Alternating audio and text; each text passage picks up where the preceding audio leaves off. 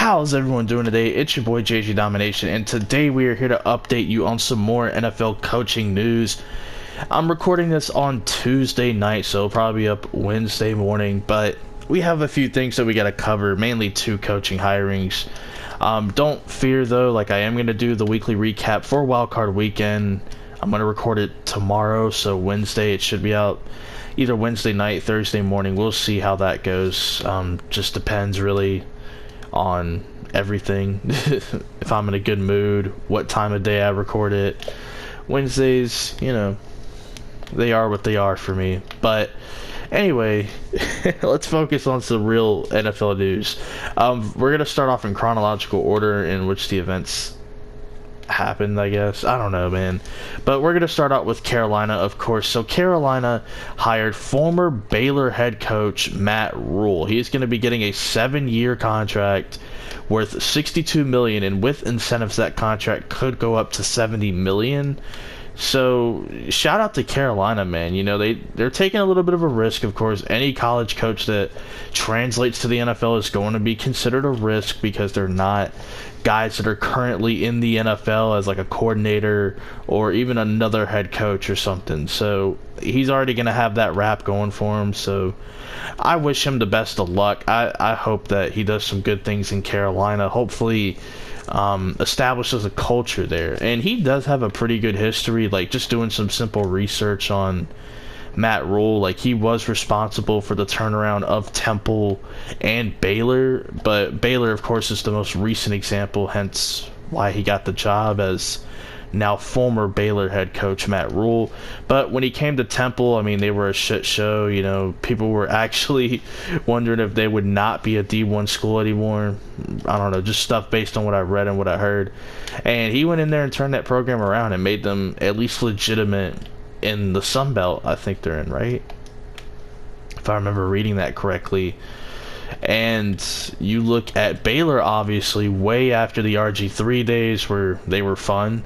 The first year Matt Rhule gets there, they're like 1-11, and 2 years later, 11-1, and they had an opportunity at least to win the Big 12 championship. And I'm pretty sure if they would have won, you know, we're not talking about Oklahoma in the playoffs, you know, like that could have totally changed a lot of things. Like what if Oregon or Utah gets in, the winner of that game, instead of what we ended up getting based on the outcome of Baylor and Oklahoma. And then of course Baylor lost their Sugar Bowl matchup, I think, against Georgia. But anyway, Matt Rhule in 2 years basically took them from 1-11 to 11-3, but 11-1 in the regular college football season. So good for him, man. I mean, he has the reputation of turning around some programs. He's being looked at more as like an offensive guy, so best of luck to him. Just, I haven't watched a whole lot of Baylor this year, so I couldn't really tell you the first thing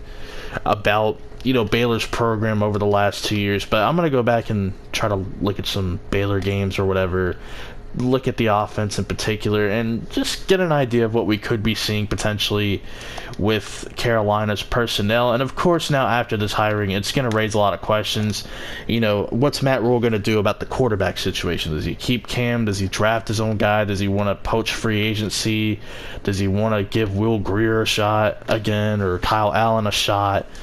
Who knows? Like, well, everything's going to fall into piece, but as of right now, nobody really knows other than he's hired.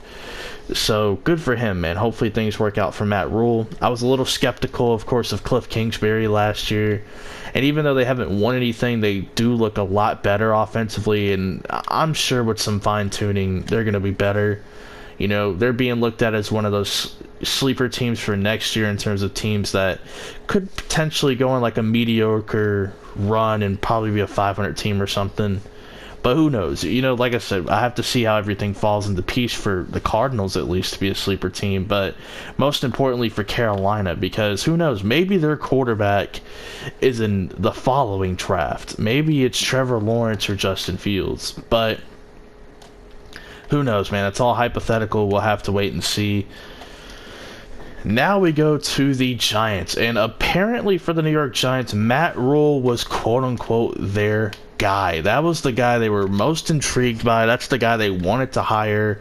Apparently he has some sort of history with the New York Giants, and he's well respected by that family or whatever that owns the team, and he chose Carolina. And there's nothing wrong with that. It's a job, and I'm pretty sure David Tepper made a hell of a pitch to get Matt Rhule to sign for what he signed for, which we talked about earlier in the video.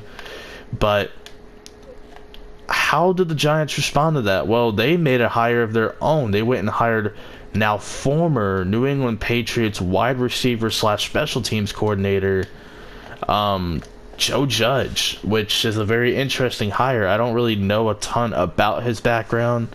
I'm not even going to act like I know everything about the dude. I don't. I just know that he was the wide receiver coach, and based on the play of the Patriots wide receivers, a little lackluster. They were second in drops, but it's a talented group, man. They just didn't perform. And the special teams unit, I mean, arguably the best. I mean, think of all the blocked punts that the Patriots special teams units have, and the touchdowns they've gotten as well because of blocked punts or forced fumbles on special teams, whatever it may be. It's an awesome unit. Now, in my opinion, and a lot of people seem to agree, it feels like a panic hire. This was a guy they had interviewed the previous day, and they ended up pulling the trigger on it. And good for them, I guess. If he is their guy, then good for them.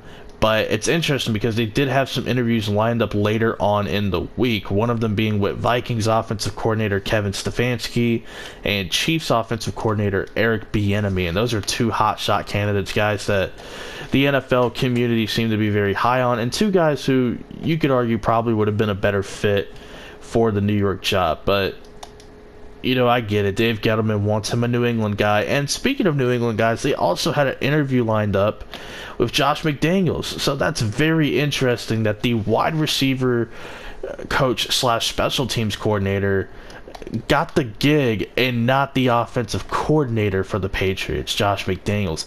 I don't know, man. I don't even know if Josh McDaniels is going to be a good coach. I mean, we saw what he did in Denver. He had like that one magical year with Tebow, and outside of that, he's been pretty lackluster. He ran away. Well, I'm not going to say ran away. I'm not going to insult him. But he declined the Indianapolis Colts coaching job last year, the one that Frank Reich ended up getting instead. So I don't know. I don't know what to make of Josh McDaniels. I'm starting to believe that he's just a very overrated coaching mind. Yeah, he's done great things with Brady, but he keeps not obviously he gets interviewed for the jobs, but he doesn't take them. He had a chance to take the Colts job, and he didn't. Maybe he's being groomed to be the next head coach for the Patriots. Who knows? But if that's the case, why are you taking interviews? Just to entertain and see how much money you could get? I mean, if you're being groomed to be the Patriots' next head coach, why would you hear other people out? Especially if that's where your mind is set. But anyway, who cares? We're talking about Joe Judge.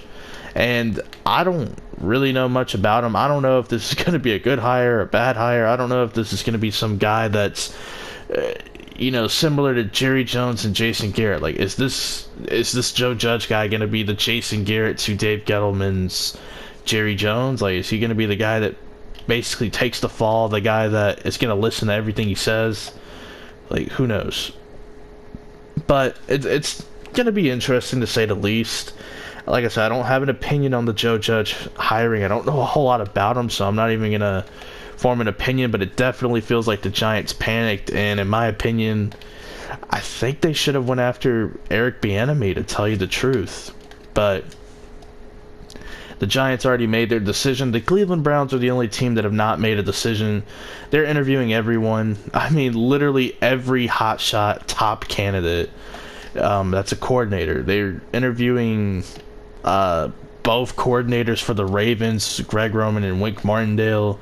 They're interviewing Robert Saleh, the defensive coordinator for San Francisco. They're interviewing Kevin Stefanski, who allegedly almost got the job last year, which would have been interesting. Who else are they interviewing? They had interest in Urban Meyer. Apparently Urban Meyer doesn't have interest in them. Makes sense. Who else are they interviewing? Of course, Josh McDaniels, Eric Bieniemy, the typical guys. They're interviewing everyone. I mean, name a person they're not interviewing. that's NFL, with NFL experience anyway. But yeah, they're the only team that doesn't have a head coach at the moment. Reports are coming out that they're expected to make a hire this weekend, probably on Saturday. But that's just going to be a fun situation to monitor. Who is going to be the brave soul that goes into Cleveland and withstands the Haslam family? Should be fun. I wonder what direction all of these teams go in. Best of luck to all of them, including, Dallas with Mike McCarthy. We talked about that yesterday.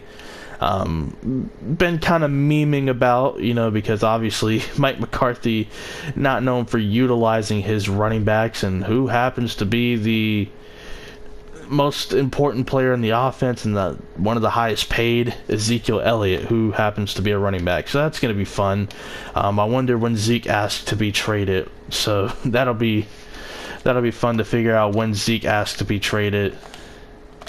But hopefully you guys enjoyed, man. Let me know down in the comment section, how do you feel about the hiring of Matt Rhule for the Carolina Panthers and Joe Judge for the New York Giants? And who do you think Cleveland is going to hire? Let me know down in the comment section below, and peace out.